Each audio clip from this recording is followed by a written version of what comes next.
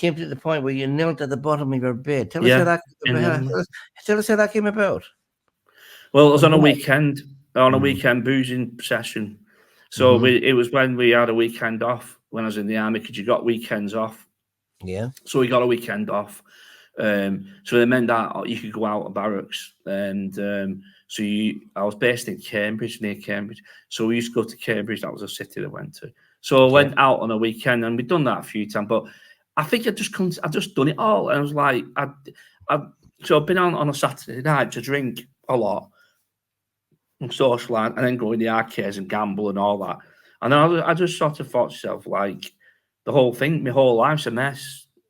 Mm-hmm. And so I did start to think about God, and was there a God? Was he real? Yeah. Who was there? What was there?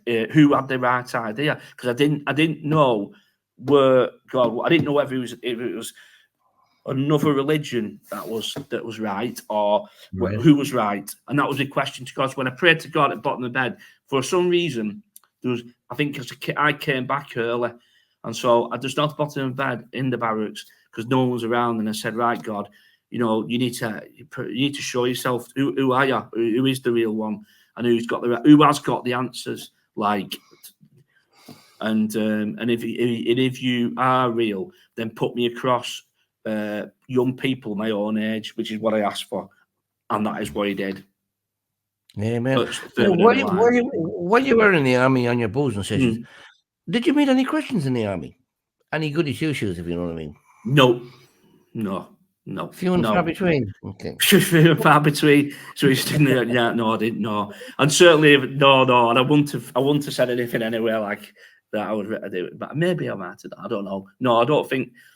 I did actually. Well, when I joined the platoon that had been behind me, there was the corporal kept referring back to somebody who was a Christian who kept reading his Bible, and who was under his command, like, yeah. So I did know about, but there was more. It was mainly all just worldly lads, like, kind of thing. Okay, so from that night you knelt and you cried out to God. Did your life change completely that time, or did it take a period of time before you actually Period of changed? time. Yeah. Period of time. How long did it Progressive. take before you came around? I just think. So we're talking early '89 to mid '89. I would say so. I prayed that prayer probably in the April of '89, around that time, and it would have been. I think I started communicating with Christians in the November of '89. That's when I came across Christians, because I'd been sent home, medical problem, and that's where I bumped into a friend, and then been invited to a church youth, which is that I went along to, and that would have been late '89, and then I made that change at Easter 1990 at a youth weekend where they'd invited different churches up, and we'd had a youth weekend that I'd been in part of and gone along, and that's where I made the decision then in Easter 1990 to make a commitment to Christ. I see. Even though you said the prayer, you think that it took a leading up to that point to get you to actually make the final decision. Yes, definitely. Yeah. I was very not sad. Yeah. I was weren't convinced all the way along to the end. I didn't sort of. I was bobbling along really towards it. Yeah. And then when I made that commitment, you were a bit like a work in progress until you finally made a decision. Correct. So when you finally made the decision, how did your life change? Oh, massive! Everything changed. Absolutely everything. There's nothing to say. There was nothing stayed the same. Everything, because the social life. Well, first of all, the family was sorted because I'd been very disruptive and I'd been a rebellious teenager and all that. So relationships with my parents, my mum was restored and has been out of this world since then. Attitude towards people changed because I was always like kind of step over people if you had to and get what you can get out of life, if you know what I mean. You're not really bothered about it. Suddenly that changed. So the attitude towards people, and I had more sympathy and empathy for people. So where you see somebody, you think, oh, you kind of thing, different outlook altogether as a Christian. And the heart changed. So my heart completely changed. And I could, so it's just different outlook. It's just, everything's different. But people said that to me. They said, your features, no, your person, I changed. I look different. That's what a lot of people say. I look different. When I was not Christian, there was a dark shadow over me. That's what some people said. And once I became a Christian, I made that commitment. And even when I made that commitment, this is why I say it's supernatural, because I didn't fully understand I did it thinking I didn't really understand the supernatural side of it. I didn't realize that was significant until I'd done that. When I'd done that commitment, that it was a supernatural, complete change of person. Still me, but a completely different person. Not as, a better person. Your mum was happy by the sound of it? Oh, yeah. Completely, yeah. Absolutely. And the house was peaceful because I'd been at war for like 4 or 5 years. And were you still living at home at this stage? Yeah, I'd gone back home, back home. Yeah, I'd gone back home. Yep. So you were medically discharged from the army. So where did that lead you then? Did you have to try and find a job, or what? Yeah, I started working at post office because one of the things was at that time, the post office liked ex-army people. Right. So when I came out of the army, it was sort of an automatic thing.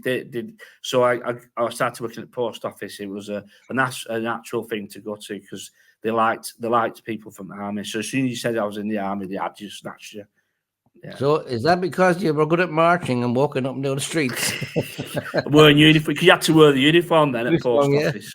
They were very strict on uniform, and plus it was just different than what it is now. But it was like a military thing. And before, so years before that, it was even more military styled. So there was a lot of in that. And how old were you then at this stage? About 19, I think, 18, 19, around that time. 18, 19, yeah. So still relatively young. So how did you meet your wife then?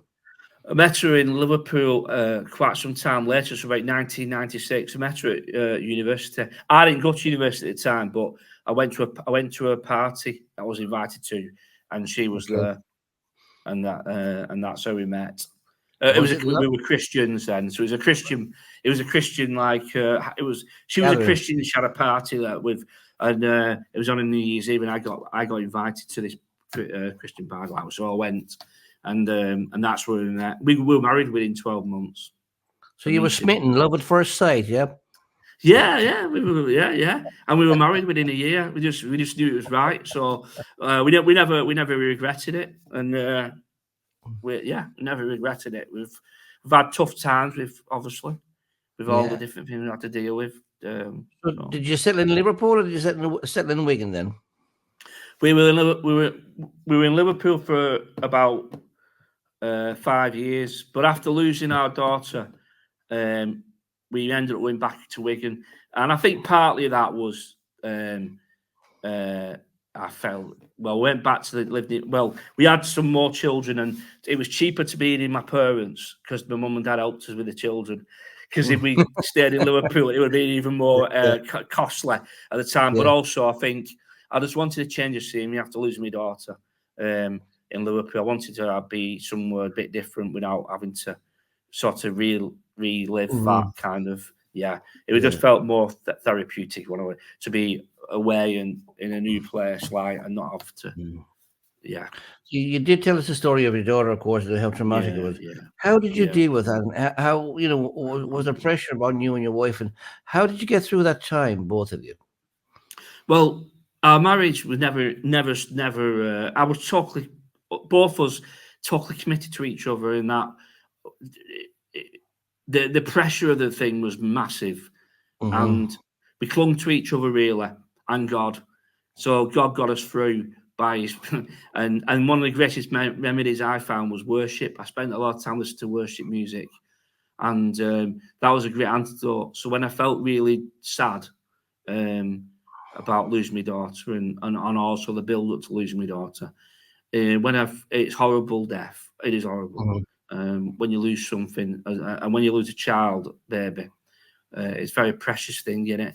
And it's snatched from your hands, which is what happened really. The biggest worry I had was I did worry about my wife getting depressed and that, because she didn't, but I was conscious that can be something that women have to deal with if they lose a baby, like they could get into depression. And I was fighting on all fronts really, protecting what I had, which was, we were, but there was no doubt our marriage was going to stay together, because we just knew that that's what God would want us to do. So we wouldn't want to do that. Not, we won't let that break us.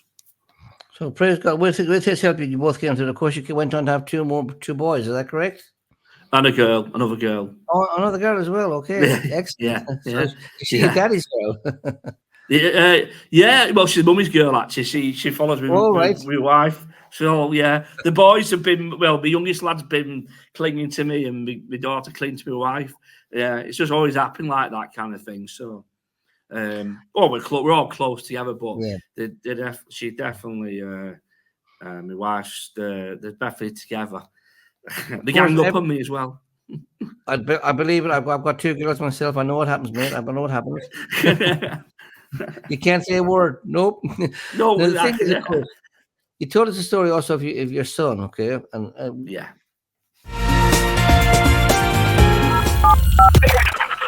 Did you preach at your children, or did you just live the life? Did you want them to be Christians? Did you want them to be Christians? Live the life. For me, live the life. I've never made them be anything. My eldest lad's ticked all the boxes. He's been strong Christian all along, so that's but I left them alone too.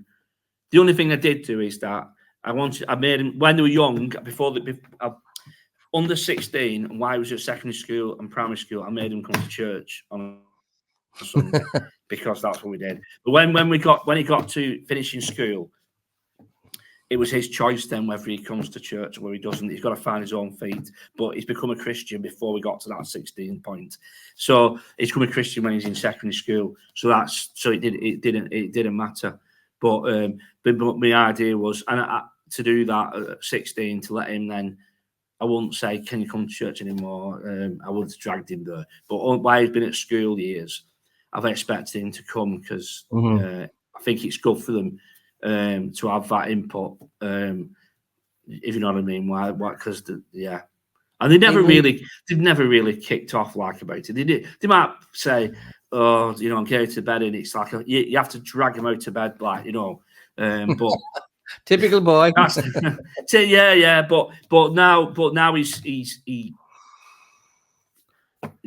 gets up on himself now to go to church, to play his guitar at church and all that. So really obviously, you had the loss of your daughter, but obviously with your son now becoming Christian, how joyous did you feel at that? How did that make you feel? Brilliant. Oh, magnificent. Biggest blessing ever. Yeah. Biggest blessing ever. Yeah. Because I know where he's going. I know if I die tomorrow, I mean, there's no guarantees I won't have another heart attack. I've got complications, so I don't know what's going to happen to me really. But I think he's going to keep me here a little bit longer. That's what I think. Well, sitting here talking with you and looking at you. You look fine, but obviously you're not fine. So how do you cope with that every day? How do you cope with that every day? It's hard, but I just try to be positive, and I keep, like I said, my hope isn't. I don't want to sound like I'm super spiritual, because I'm not walking around with a great big halo on my head every day. I don't do that, and there's faults in me all the time, and I'm not perfect. But I'm so grateful for Jesus. I'm so grateful that He saved me when I was 19 or 20, whatever it was, 19, 18. I'm so grateful everything He's given me. I know every day when I wake up, I'm grateful. And I'm genuinely grateful. And I think the older I get, the more grateful I get, because I realise that time's ticking on for me. I'm 53, so, and I've got these issues. But I'm absolutely 100% grateful to Jesus for, and I know, I'm so glad that my children are, they're not perfect. They make mistakes. They do things wrong still. I do things wrong in the house as well with them. Yeah. I'm not perfect dad. There's no magic potion or anything. It's just basically he's had to come to his own decision, and he's done it himself. And I'm so glad that he's in God's kingdom. Like, I know that I can die. If I do die, I'll die knowing that that's where they'll be. I'll see him again. What about your other son and daughter? Are they taking any interest at all? Yeah, my eldest lad is. My daughter sitting on the fence, but she has made a commitment so she's a work in progress. That's not been easy because that's a tough one. But but I can't complain really in a lot of ways. Amen. Well, it's been fantastic speaking to you. Fantastic story. Thank you for coming here on Life Stories and telling us all about it. You've had a tough time. You've had some joyous times as well. You've made some good decisions, some bad decisions. But we ask all the guests on the program here, of all decisions that you have ever made in your life, what was the best decision you ever made?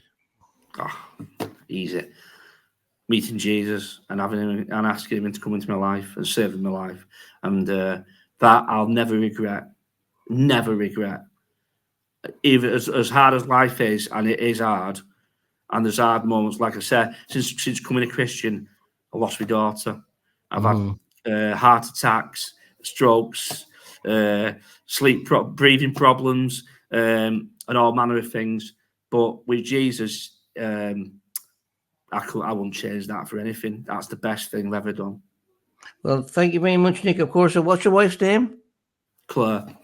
Claire, well, say thanks to Claire for setting up the tech tonight for us as well, please, will you?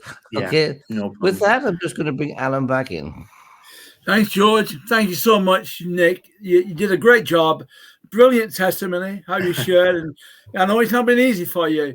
I know we've been planning this for a while, and because of what you've gone through, but God's brought you through, and he's given you the strength to do that today.